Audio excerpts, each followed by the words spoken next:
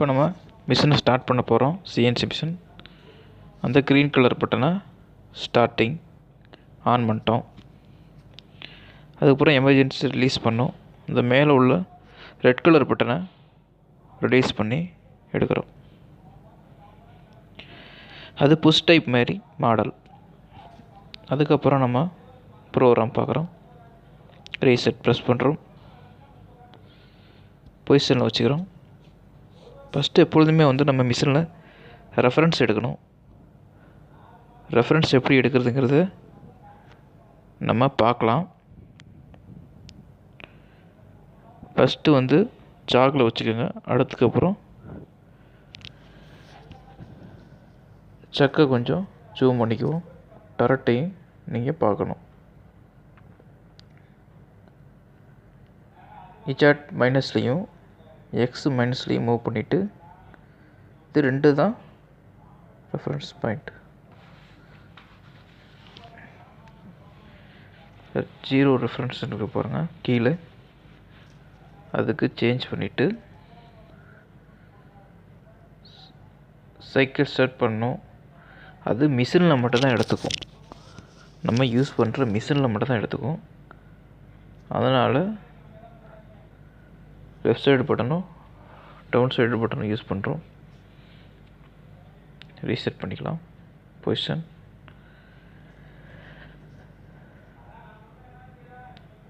நம்ம control panel பற்றி பார்க்குறதுனால ஃபஸ்ட்டு எடிட்டிங்கில் என்னென்ன ஆப்ஷன் இருக்குங்கிறத பார்ப்போம். எடிட்டை ப்ரெஸ் பண்ணிட்டு ப்ரோக்ராம் ப்ரெஸ் பண்ணிவிட்டு கர்சர் கீழே டவுன் பண்ணுறோம். டவுன் பண்ணிகிட்டு இருக்கும்போது நம்ம இதில் என்னென்ன ஆல்ட்ரேஷன் பண்ணலாம், எடிட்டிங்கில் என்னென்ன பண்ணலாங்கிறத நம்ம ஒவ்வொன்றா பார்க்குறோம். எடிட்டிங்கில் டிலீட் பண்ணலாம், காப்பி பண்ணலாம், மெர்ஜ் பண்ணலாம், சேஞ்ச் பண்ணலாம், எல்லாமே பண்ணலாம். அதுக்கு அந்த எக்ஸ் எடிட்டுன்னு கொடுத்துட்டு காப்பி, மூவ், சேஞ்ச், இன்சர்ட் இதெல்லாம் பண்ணலாம். இது எடிட்டிங்கில் மட்டும்தான் பண்ண முடியும். ப்ரோக்ராம் எழுதுறதும் எடிட்டிங்கில் முடித்து தான் பண்ண முடியும். வேறு எதுலேயும் எடிட்டிங் பண்ண முடியாது.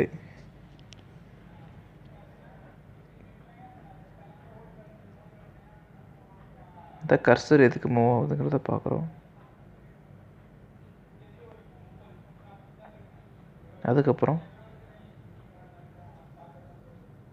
அதுக்கப்புறம் நம்ம ப்ரோக்ராம் பார்க்குறோம். இதேமாரி எடிட்டிங்கில் இவ்வளோ ஆப்ஷன் இருக்குது. அப்புறம் ஆட்டோவில் போடுறோம். இது single block. Cycle start press பண்ணுறோம். சிங்கிள் பிளாக்கில் போது எப்பொழுதுமே ஒவ்வொரு லைனாக மட்டும்தான் படிக்கும். இப்போ ஸ்பிண்டில் செக்கு சுற்றுது. இன்னொரு ப்ரெஸ் பண்ணால் ரேபிட்டில் மூவ் ஆகி ஸ்டார்டிங் பாயிண்ட்டில் நிற்கும். நம்ம கூலண்ட் ஆஃப் பண்ணியிருக்கனால கூலண்ட் ஆயில் வரல. நம்ம தேவைப்பட்டால் ஆன் பண்ணிக்கலாம். நம்ம மேக்ஸிமம் எல்லா மெட்டீரியலுக்கும் கூலண்ட் விடுவது சிறந்தது. எப்பொழுதுமே குறிப்பாக ரீசெட் பண்ணிக்கணும். இந்த சிங்கிள் பிளாக் எடுத்து விட்டாச்சு. இப்போ சைக்கிள் ஸ்டார்ட் பண்ணணும். ஆனால் டோர் ஓப்பனில் இருக்குது. இது சிமுலேட்டர்னால க்ளோஸ் பண்ணால் தான் ரன் ஆகும் ஆட்டோமேட்டிக்கில். பட்டு மிஷினில் அப்படி கிடையாது.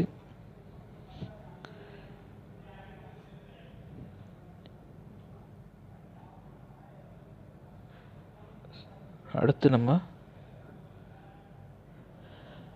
மிஷினை ஆட்டோமேட்டிக்கில் ஓட விட்டு டோரை ஓப்பன் பண்ணுவோம். அது எப்படி பண்ணுறதுன்னு பாருங்கள்.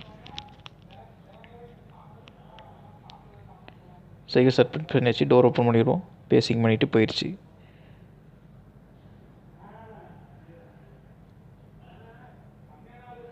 நம்ம அது முன்னாடி பார்த்தது அதே சேம் தான்.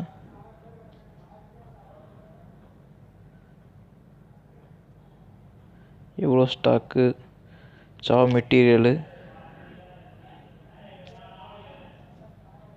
எம்டி மோடில் என்ன இருக்குங்கிறத பார்க்க போகிறோம். எக்ஸாம்பிள் பாருங்கள். S500 M4 2 block insert side start.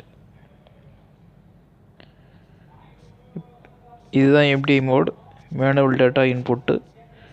இதில் நம்ம கமாண்டை கொடுத்து நமக்கு என்ன தேவையான கமாண்டோ அதை கொடுத்து நம்ம வந்து இதன் மூலிமா நம்ம ஆப்ரேஷன் பண்ணலாம். ப்ரோக்ராமிங், போரிங், ஜாவாசிங் இதெல்லாம் பண்ணலாம். அதுக்கப்புறம் ஸ்டெப் எதுக்குன்னு பாருங்கள். X1 1 மைக்ரான், அடுத்து 10ங்கிறது 10 மைக்ரான், 70 80 90 100 அதுமாரி போகும். அப்புறம் 100 என்பது 0.1 மைக்ரான், 0.4 0.5 0.7 0.9 இந்த மாதிரி போகும். அடுத்து 1000ங்கிறது ஒரு எம்ஓங்கிறது நமக்கு எல்லாத்துக்குமே தெரியும். பட் தெரியாதவங்களுக்கு மைக்ரான் பின்னாடி பாடத்தில் நான் நடத்துகிறேன் கண்டிப்பாக. இது வந்து மைக்ரான். அடுத்து வந்து சாக் மோடு பார்த்தாச்சு. அடுத்து ஹேண்டில் மோடு, அதுவும் சேம் தான். X1 X10 X100 வரையும் இருக்குது. அது இதேமாரியே வந்து ஹேண்டிலை மைக்ரான் மூலிமா நகர்த்தக்கூடியது. அது எப்படி நகர்த்துறங்கிறது நம்ம டரட்லேயே பார்ப்போம். எக்ஸில் நகருதா, அது ஹேண்டிலுக்கு ரைட் லெஃப்ட் சைடு இருக்குது பாருங்கள். எக்ஸு இஜெட்டு இந்த ரெண்டுத்தையும் வந்து நம்ம வந்து மேலும் கீழுமா நகர்த்துக்கிறதுக்கு அந்த எக்ஸ் ஆக்சிஸ் இஜெட் ஆக்சிஸ் பயன்படுது. அது ஹேண்டில் மோடு. அதுக்கப்புறம் சாக் மோடு. சாக் மோடில் என்ன ஆப்ஷன் இருக்குங்கிறத நம்ம அப்போ பார்க்கலாம். இதில் வந்து இஜெட்டில் மைனஸ் ப்ளஸ் நகர்த்துறதுக்கு, டரட்டை நகர்த்துறதுக்கு பயன்படுது. அந்த ரேபிட் சென்டர் பாயிண்ட்டை ப்ரெஸ் பண்ணால் ரொம்ப வேகமாக நகரும். டரட்டு ரொம்ப தூரத்தில் இருக்குது, அதை நம்ம நகர்த்தி கொண்டு வரோம்னா அதை ப்ரெஸ் பண்ணி சேர்த்து ப்ரெஸ் பண்ணால் மட்டும்தான் நகரும் வேகமாக, இல்லாட்டி நகராது. இது ரொம்ப முக்கியமானது.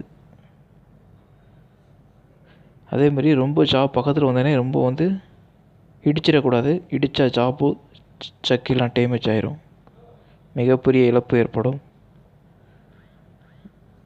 அடுத்து வந்து ரெஃபரன்ஸு நம்ம ஸ்டார்டிங்கே பார்த்தாச்சு. அடுத்து சாக் மோடில் வந்து எப்படி டரட்டை இண்டெக்ஸ் பண்ணலாம் அப்படிங்கிறத பார்க்குறோம்.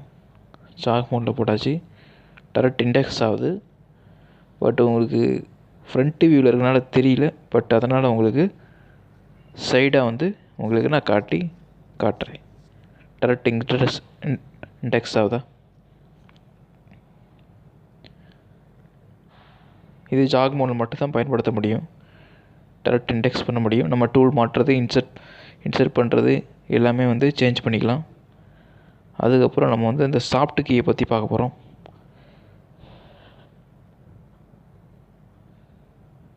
இதை தாங்க வேலை. மேலே பாருங்கள், இந்த பொசிஷனில் என்னென்ன இருக்குங்கிறத பார்க்கலாம். Absolute, all, operate. இது வந்து 4 டைம் ப்ரெஸ் பண்ணால் அதுமாரி ஒவ்வொருட்டாக சேஞ்ச் ஆகும். இது நம்ம எந்த இதில் வேணாலும் வச்சு பார்க்குறது, அவ்வளோதான், வேறு ஒன்றும் இல்லை. இது ப்ரோக்ராமு. இது ஆஃப்செட் பேஜ். ஆஃப்செட் பேஜ் நான் உங்களுக்கு பின்னாடி நடத்துவேன். ஆஃப்செட்னா என்னங்கிறது டீட்டெயில் உங்களுக்கு பின்வரும் பாடங்களை நீங்கள் பார்க்கலாம். இது சிஸ்டம் பேராமீட்டர். இது மெசேஜ் என்ன வந்திருக்குங்கிறத பார்க்குறது. இது கிராஃபிக்கு. நம்ம இங்கே சிமுலேட்டர்னால அது தேவையில்லை. அதுக்கப்புறம் ஷிஃப்ட்டுன்னா என்ன, அது எப்படி யூஸ் பண்ணுறதுங்கிறத பார்ப்போம். ப்ரோக்ராமெல்லாம் வச்சுக்கிட்டோம், கீழே இறக்குறோம், கர்சரை கொட்டு நம்ம அந்த ஷிஃப்ட் எப்படி பண்ணுறதுங்கிறத பார்க்குறோம். ஏதாவது ஒன்று டைப் பண்ணிக்கலாம். எப்படின்னா 1 ப்ரெஸ் பண்ணோம்னா 1 தான் வரும். அதை ஷிஃப்ட்டு ப்ரெஸ் பண்ணோம்னா சேஞ்ச் ஆகும். அதில் உள்ள லெட்ரு என்ன லெட்ரு இருக்கோ அது அப்படியே சேஞ்ச் ஆகும். அதுக்கு தகுந்த மாதிரி நம்ம மாற்றிக்கிறோம், அவ்வளோதான் ஷிஃப்ட்டு. சேம் கம்ப்யூட்டர் யூஸ் பண்ணுறவங்களுக்கு இது நல்லா தெரியும். ஷிஃப்ட் மோடுனா என்னங்கிறது அவங்களுக்கு புரியும். கேன்சலுங்கிறது நம்ம எழுதின லெட்டரை அப்படியே கேன்சல் பண்ணுறது.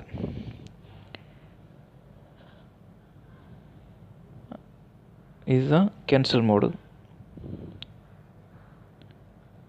அடுத்து வந்து நம்ம பார்க்குறது இன்சர்ட் பண்ணுவோம். நம்ம எழுதிட்டு எப்பொழுதுமே நம்ம ப்ரோக்ராம் எழுதி எண்டாப்பில் கொடுத்துட்டு இன்சர்ட் தான் பண்ணால் மட்டும்தான் ப்ரோக்ராம் வந்து இதாகும், ஏற்றுக்கும், டைப் பண்ண முடியும். அதை நம்ம டெலீட் பண்ணலாம். டெலீட் பண்ணால் டெலீட் பட்டன் அழுத்த வேண்டியதான். ஒவ்வொரு லைனாக அழுத்தணும்னா நம்ம எழுதின ஒவ்வொரு லைனாக பண்ணோம்னா ஒரு இதாக பண்ண வேண்டியதான். அதுக்கப்புறம் இந்த கர்சர்லாம் மேலே கீழே நகர்த்துறதுக்கு பயன்படுது. ஹெல்ப் மோடு சிமுலேட்டரில் வரல, அது ஏதோ ப்ராப்ளம் ஆனால் இந்த புக்கு மிஷினோட ஜி கோடு எம் கோடெலாம் இந்த ஹெல்ப்பில் வரும். பட் இது சிமுலேட்டர்னால தானே, அதனால் இதில் வரல. ரீசெட், எப்பொழுதுமே ரீசெட் ரொம்ப முக்கியம். எந்த ஒரு ஆபத்தாக இருந்தாலும் நீங்கள் ரீசெட்டை தான் ப்ரெஸ் பண்ணணும். நம்ம எப்படி செட்டிங் போடுறது, எப்படி நம்ம ஜாபை வந்து பிளான் பண்ணுறதுங்கிறத நம்ம வந்து பின்வரும் பாடத்தில் நம்ம வந்து பார்ப்போம். இந்த வீடியோ பிடிச்சிருந்தா லைக் பண்ணுங்கள், ஷேர் பண்ணுங்கள், சப்ஸ்கிரைப் பண்ணுங்கள். இதுபோல் மேலும் வீடியோகளுக்கு இந்த சேனலை லைக் பண்ணுங்கள். நன்றி, வணக்கம்.